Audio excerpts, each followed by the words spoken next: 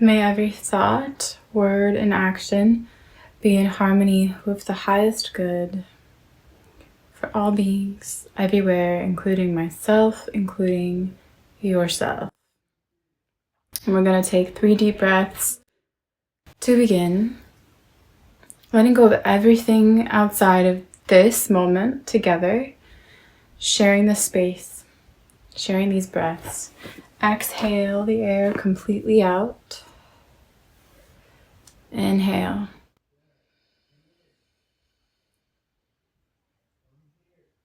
Exhale.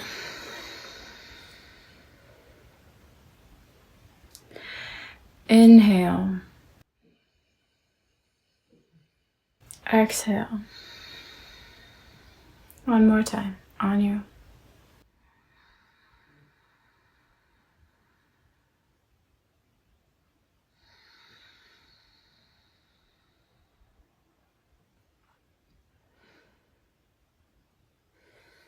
Okay. So I have no idea what we're going to channel today, but there is definitely a channel here. And right off the bat, I'm feeling to say you are a divine child of the universe. What does that really mean? Like, feel into what that means with me in this moment. It means that as a divine child of the universe, like, everything, abundance is your birthright. Love is your birthright. Time and space, this domain that we find ourselves in, you're here for a reason. And to trust your path because it's yours. And there may be outside forces, energies, things that happen that appear to be in opposition to your path or to challenge it, but perhaps that's just an opportunity to again choose your path, to align again and again to this truth that you are a divine child of the universe, and to abandon all other supports that might prop you up as something other than that. Whoa. Whoa. That was, that's the first thing coming through hot. And to breathe. We're just going to breathe through it together, whatever this is today. What I'm feeling also is like to fall in love.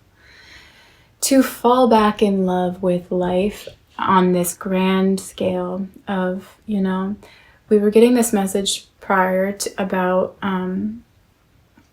first of all, no preparation, like trying to prepare for these messages or these sessions together is just not working, It's like I'm being kind of, guided. I'm being guided to keep this channel fresh, and that means I can't hold on to things. I can't prepare and try to hold on to messages that come through. So as they come through, I just have to let them go. And that's been happening a lot. That might be a message for somebody too, about letting things come and go. And, really the biggest thing that I feel that I have to offer anybody is the thing that I'm working through all the time. It seems to be this overarching thing, no matter what it is, and it's to not be attached. So I'm starting to feel that, as we show up here and in service, in guidance, in whatever the divine wishes to, transmit, what feels like I'm realizing, or this one is realizing, is that all we really have to offer you is that lesson, no matter how it is manifesting in whatever specific theme or topic of the message. It's always going to come back to, we've got to become aware of some attachment, bringing awareness into the mix, opening the heart, surrendering, and releasing into detachment, which is a great work. If you want to call it a great work, don't get hung up on the words that I use. This is a channel. What does that really mean? It feels to clarify that it means that I'm channeling information for specific people in the ways that is going to be resonant and relevant for them to receive. I've spoken before, we've shared before something about octaves. Octaves, to put simply for us in this one, the way that we really work with that energy is it's basically the same frequency of energy, but said or shared or felt or resonated or reverberated in a gradient of ways, meaning there's not one single defined way in which we can resonate or vibrate, or what, a frequency. It's like the beginning is in the end. What is an octave? It's the same note but going to higher and higher scales. It's basically the same thing, the same message said in whatever multidimensional ways of which it can be received. I'm feeling so fierce and powerful, which is really nice. And I feel like this wanted to come through in that specific way, because before I wasn't necessarily feeling this fierce or powerful. I was feeling quite quiet, quite empty. So we're gonna breathe again and slow down and see what else wants to come through besides that energy of your divine child of the universe.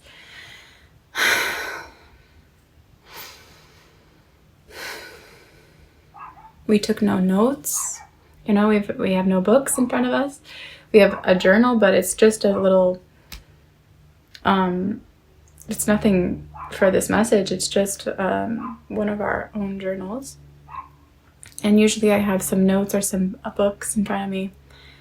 So we're trying this new thing. It's not like we're wanting to try it. We've been guided to try it. And circling back into that message about falling in love.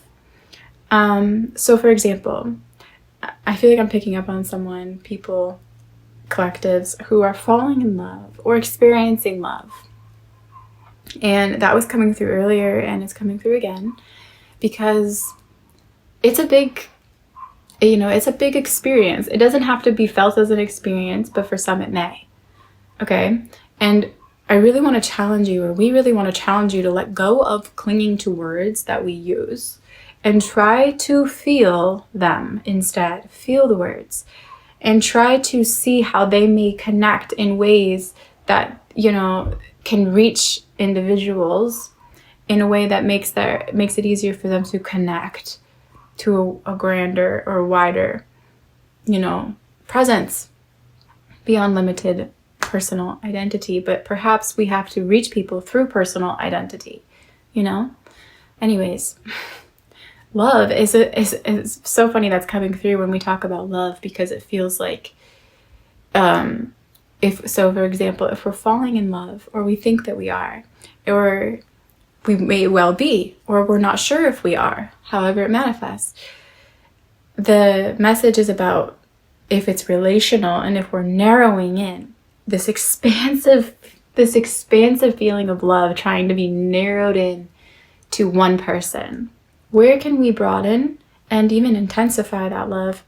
And intensify is one word we can use, but the feeling of what we mean by that is actually a diffusion through expansion. So diffusing from a narrowing, the tendency, right, to narrow in on one individual, and perhaps to diffuse it by expanding it out and falling in love with oneself and all things, all life, everything, however is accessible. One thing that's coming through as I say that is, like, we've practiced Soham breathing, and we could do that again right now together. And what that really, we'll just do it now. And this time, instead of simply breathing in Soham, and before in the other video, it was about connecting with the beings who are doing that breath, Soham, because there are infinite number of beings doing Soham breath right now that you can connect to. And that's kind of a tool we can use to tap into connection, and however that wants to manifest. But in this moment, let's try it, and let's actually just connect into everything that breathes. Okay? So as we inhale, silently listening to the immensity of the sound. So, inhale, so. Exhale, listening for hum. The sounds in the breath, it's silent and it's universal, and we can tap into everything that breathes. And at the very least, you and I could connect in with each other and synchronize our breathing. So let's try this together 3 times. Exhale completely, all the air. Settle in and take 3 Soham breathing breaths together. Inhale for so. Exhale, hum. So, hum. So,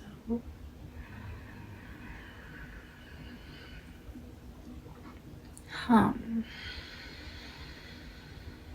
One more time. Fill the lungs to capacity.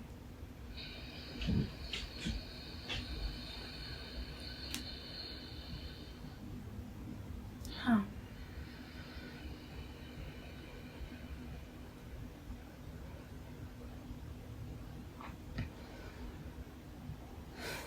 Okay. Everything breathes. All life, is love. And another thing that I'm picking up right now, this moment, is about you're a divine child of the universe. Another birthright is there's no competition when we can remember that we are that love itself. Oh, my puppy. He's a senior dog. And so I don't know if you just heard, he has his own room and he was just trying to walk. Okay, it doesn't matter. Distracted. But all life is so beautiful. What were we saying? It was about love. And to tune back into love. Okay.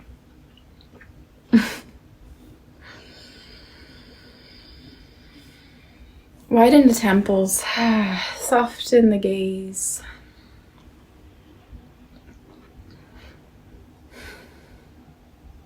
Yes, no competition. Okay, so as a divine child of the universe, right, your birthright is love. It's not only your birthright, you are love. You are made of love, you are love itself.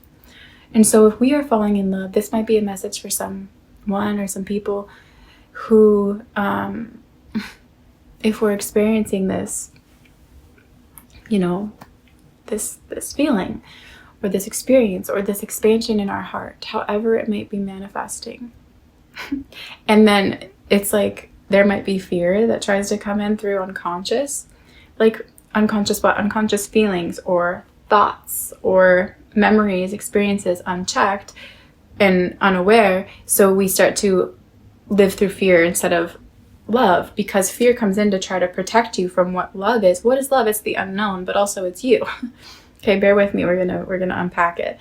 And it feels like to love is to go beyond the fear of competition. At least that's one way to put it. Because love is infinite, there's no limit. And fear or competition, it's non-existent to what you are in truth, which is love. So for example, if we're experiencing this emotional or whatever, it doesn't have to be emotional. If we're falling in love, we're just going to stick with that example. But side note is like, it's basically the heart's opening. Okay. So it's like a blooming flower, and that can take this form of a relational romantic love, but it's definitely not limited to that. Okay. My camera's dying. Might have to switch the battery in a moment. But so to fall in love, however that is going to resonate, don't worry if it's not just a relational or a person or something, whatever. Okay. Heart's opening. What might come through unconsciously and why we're connecting, why I'm here, why we're having this conversation is an unchecked attachment that might be rooted in a fear from the past, from a past experience, where that fear, that attachment is trying to protect you from love. And so it brings up feelings of competition, or, it could take so many different forms. But in general, I'm feeling strongly it's about competition, tied in though with this sense of doubting and not trusting that love that you're feeling. And so how does that really translate when you don't trust the feeling or the experience that you're having. Again, the beginning of this message, it's your path. And we doubt, it's like then we stop, we exit love, you know? It's like we forfeit it or we give it up for what? For fear and doubt? No, thank you. You know, like keep opening by seeing these things for what they are. It's fear. And what's fear? It's nothing. And so we come back into this expansion again and again and again. And the other way to do this is to remind yourself too that if we're going to doubt, right? Where does that lead you? It closes the door to connection. Do you know what I'm saying? Camera died. Ooh, but it's okay. And so we were talking about love and connection, remaining open, right? So, okay, so we were talking about how that kind of sense of competition comes through and it dilutes the open joy of love, like the childlike, like just being innocent, like returning to innocence, but innocence will protect you. What does that really mean? It means instead of like believing doubts and feeling competitive or like you have to be in competition, who's going to compete with you? First of all, who? No, it doesn't compute, doesn't work that way when you're in love, because like we said, every being is love, and therefore it's their birthright to experience love. There is no limit to love, meaning every single one, part of the whole, can experience love if they're open. And that's all it takes, is that openness. Don't be one of the ones who closes off and doubts and fears, you know. Walk through that fire and let it burn away the doubt, the fear. What is the fire? It's love. It's all it is. And it's you. You are love. So like, it's not as hard as we think it is. And as hard as it might seem for you sometimes to be open, to trust, that's the lesson, that's the work, that's the thing to do. And it seems like you might like seek answers, and that's just doubt, by the way, playing its game with you. And to challenge yourself to stop seeking for answers and to just sit in the fire of like, okay, I don't know, you know, or like doubting if it's love or wondering if it is. And it's just like, it is, it's love, it is. I'm trying to whisper to you, it's love. Trust it. Now, the other things that we were saying about your path is that the past is over, it's dead. Even to cling on to the now, or like we were saying, we can't really prepare for these messages, at least at this time, doesn't feel right.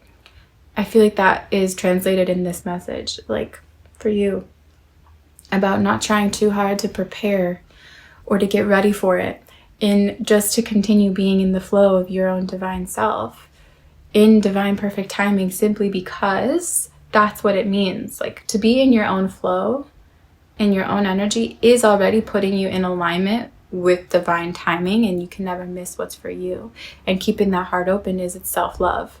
How it's not going to miss you, can't, you know?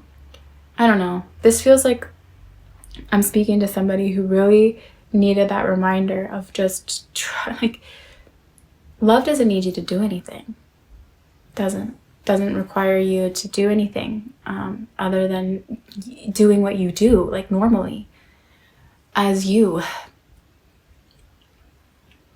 And when it comes to attaching, right, one thing that was coming through, like this felt very synchronistic because it was like queued up in my Spotify the other day, but I didn't cue it. Don't know how it got there, so I feel like that's a synchronicity. And it was a Paramahansa Yogananda excerpt, and basically what he said, the essence, I don't remember exactly verbatim, but it was like, don't imprison your beloved. And it's like, it just reminds me again of this imagery I'm getting of just like narrowing in on one person, which creates this only like, you know, this separation in a way, because it's relational in a way that's singling out, you know, one individual. But it's like the gift of love is that it's expansive and it's connection period. Like it is connection. And so to limit that in to one person, first of all, put yourself in that position. If you were them, it's kind of suffocating. Second of all, there's this expansion that love needs to do, wants to do, it's going to do, like regardless of if you allow it or not.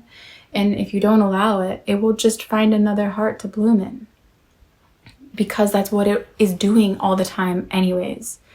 Be available to the blooming, to the expansion, to the love. And that's not to say that love only manifests in that way, as expansion in a blooming flower, okay? Don't cling to these words. This is a channel. I'm just repeating myself at this point because it's so funny. Like, I can sometimes feel it, you know? Everything is going to be changing. Always. Can't help that. Can't control that. All we can do is be in the flow and present to it. And honoring and trusting our path and where we are, and receiving what we receive from where we are is the best thing we could do, only thing we could do, and we're already doing enough at that point, at that moment, in any moment. To try to put any pressure on yourself to do something different than what you're doing, if you're being honest and true, is not the path. So don't worry about that, you know? Whoa, so much fire. Okay. So we breathed. What else wants to be shared?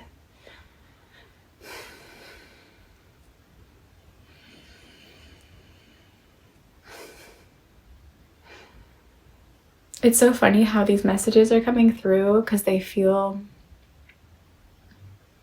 intense. But love doesn't feel like, well, like it. That's probably why they feel intense, because if there's any if there's any attachment about how love feels, or how it should feel, or what we're used to it feeling like, the call is to let it dissolve, whatever it is. Like, to not hold on to experiences is a big one, because it's like that opening flower. It's also that unknown, okay? Because we don't know what happens when it opens. We don't know what's gonna come. What a flower attracts. It's life. It's nature. It's a part of this nature now. It belongs to nature now. And it's also beyond it. And so it's like letting go of the experiences that we've had, even if they're beautiful, because in that being availableness kind of requires you to let go, you know? They're simultaneous. You don't have to try to let go when you're available. So there's a little secret for someone. Camera's already beeping at me. This message has been like interesting to come through. The fact that we couldn't prepare it, the fact of the, you know, just the nature of things around.